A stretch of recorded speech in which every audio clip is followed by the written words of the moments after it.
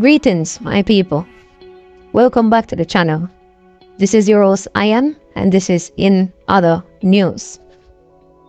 Now today, I want to discuss something that has been on my mind for the longest while. I always wonder how Jamaica can have the most churches per square mile, but still be the murder capital of the world. How is that?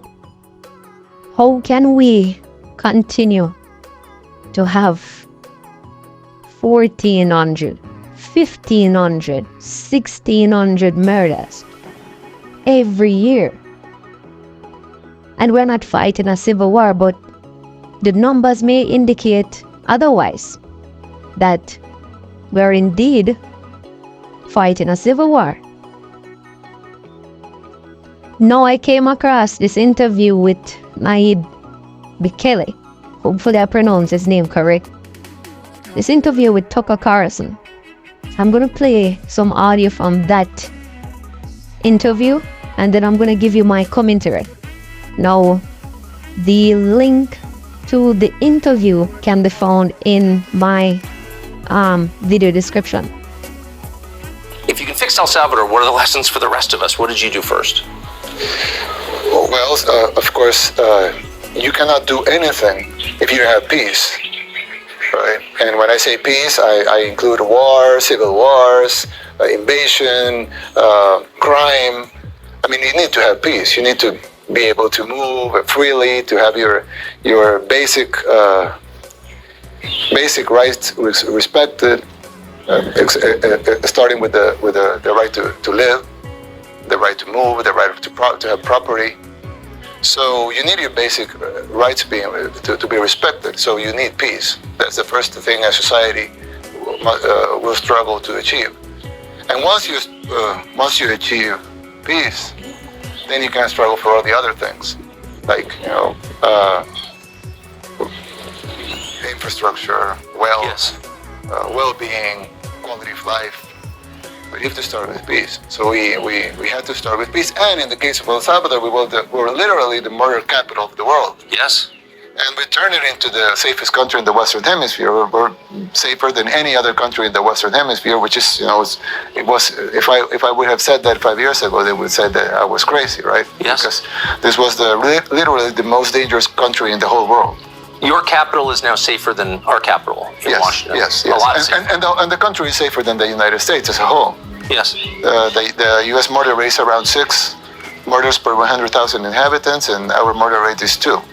So we're safer than Canada, safer than Chile, safer than Uruguay, safer than the U.S., safer than any country in the Western Hemisphere. There are countries in the other hemisphere that are safer than El Salvador, but not in the Western Hemisphere.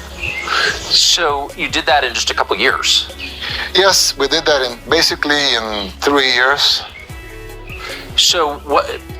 Just bottom line it for us. What's the formula? Well, I can tell you the official formula and the real formula. Okay. So the official formula is that we did a plan. I mean, we did a plan. It's not that. When I say official, I mean it's a lie. It's just the official one. We did a plan that was comprised of phases.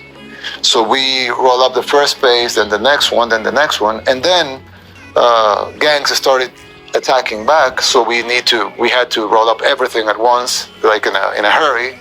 So and it worked. It worked. In a couple of weeks, the country was transformed because the gangs were not yet arrested, but they were on the run.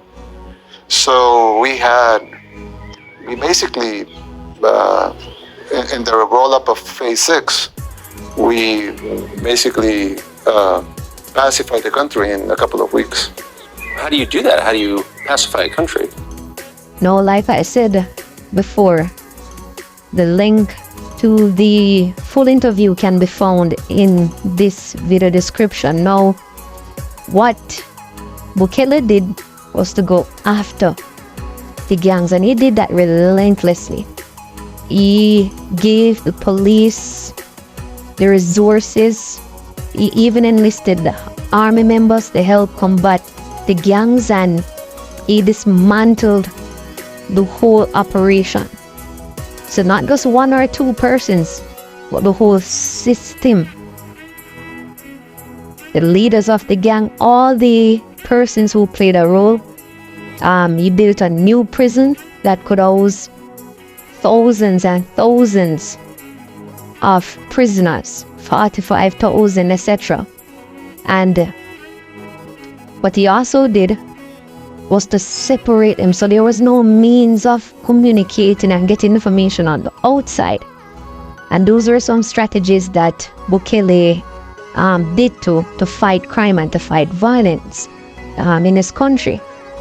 And he has over a 70% rating. This is unprecedented, which means that his people, the people of El Salvador, Salvadorians, really honor and respect this guy. As we would say in Jamaica, rate this guy. Now, of course, widespread condemnation from you-know-who, Uncle Sam, England, Canada, etc. And what I really admire about Bukele was the fact that even though he was being condemned from the outside, he didn't let those people tell him how to run his country, because he was approved by the people and he was ordained by God, because he's a man that really and truly believes in God, and he believes in divine intervention, and he believes in seeking the wisdom of God, like he always says. But nonetheless, he still had to hold steadfast to his principles. He still had to look at realistic ways of combating crime and violence in his country. Now, if you compare and contrast what our government and our leaders were put in position to combat these issues in our society, you still have prisons where prisoners have access to phone, they have access to the outside world, they are sending out hits from prison, etc. And even the laws that deal with stuff like these infractions in prison, these are very weak laws. So still, we have to look at Bukele and look at his achievement in reducing the murder rate drastically in El Salvador. Our leaders always try to appease our foreign masters or masters in England, United States, because we are afraid of, embargo and certain sanctions being placed on us. But what our leaders fail to understand, and I guess it's because they really and truly, if I'm being honest, they don't care that much, because they themselves, their cronies, family members, etc., they're not being directly affected by crime and violence. They live in a little bubble. So when their foreign masters from overseas tell them, oh, this is too draconian, oh, do this, oh, do that, remember the human rights, this, that, etc., they fall and they crumble. And that is why we continue to have this problem that plague the common man, woman, and children. My heart cries for those persons who lost their lives in Cherry Tree Lane, I believe in 4 Parts, Clarendon, especially for the young toddler. My heart really and truly cries. And this is why I do what I do. I do this platform, to raise our voices, the voice of the voiceless. This is why I do it, to bring awareness to these issues that we should all pay attention to. Also, please note, I do not want anyone to watch this video with the view that I am politically aligned. No, it's called accountability. So I don't want you getting your feelings. I'm not politically aligned to any political party, because of course some of the issues that the current administration is facing right now, even though it's your second term, there are still remnants of the previous administration. Now if you look on your screen right now, I got this information from Statista. And you can clearly see, right? In 2014, El Salvador had a murder rate of 68.6. And murder rate, this is just the number of people being murdered per 100,000. So in 2014, 68.6 people per 100,000. 2015, 103. 2016, 81.2. You see the trend?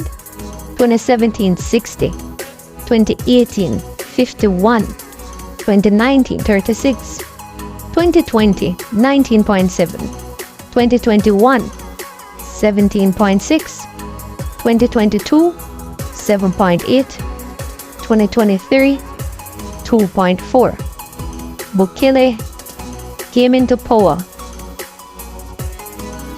2019, and you can see the sharp decrease from there on. Andrew is, however, doing his second term since 2016, and this is Jamaica's murder rate now. 2016, 50. 2017, 50.55, sorry, 0.7. 2018, 47. 2019, 47.4. 2020, 46.5. 2021, 49.4. 2022, 52.9. 2023, 60.9. That is horrendous. That is absolutely despicable. And that is why we are the murder capital of the world. If you look at the numbers, you know, as they say, numbers don't lie.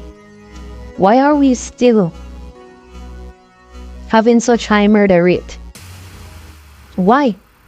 What are we doing? Not just the current administration or the leaders, but what are we doing as a people? Now, for me, I can think of 3 fundamental things that could drastically improve the murder situation in Jamaica. This is in no particular order, but the culture. Oh my gosh, man, the culture. There has been a culture shift. There has definitely been a culture shift, and as they say, you know, it takes years for culture to change. And there's definitely been a culture shift. If you look at how we talk to each other, the type of language we use, you know, if you listen to the music, the art, etc., the culture has to change, and it begins with us. No administration is not going to change the culture for us. We as citizens have to change that, the mindset. When I say mindset, I could go on and on about mindset. I could discuss this for the entire day. Even the mindset, the inform of the dead mindset. And I don't like inform, and you know, it ties in again with the culture. You know, we're even in the music, not like inform of the dead. Don't be an inform. But if it's one of our family members, somebody that we care for, somebody that we love, we need an informer now, right? So we have to be mindful of the things that we say and the type of things that come out of our mouth and the way we think. So the mindset has a lot to do with it, and that is just one aspect of our mindset. You know, it has to be a collective effort. We have to be community. We have to start loving and caring for each other again. We have to start respecting people again. You understand? And last but certainly not least, we have to act up for laws. The laws are weak. These are weak, outdated laws. How can we change the laws so quickly when it comes down to certain other things like COVID? Huh? Why? But when it comes down to things that are of utmost importance, with dilly with dally, draw our foot, come up with all sort of excuses. I remember when they updated the Disaster Risk Management Act in record time. So why can't these laws be updated to fit modern times? Why we still have laws on the book from decades ago? Why? For me, it's all by design. And again, thank you for watching. Thank you for listening. I try to be the voice of the voiceless. That's what I try to do. I try to ensure that I discuss these matters that I believe are very important. Very, very important to all Jamaicans, both living in Jamaica and in the diaspora. So thanks for watching again. Remember to like the video, share the content, subscribe, and I'll see you next time. Thank you.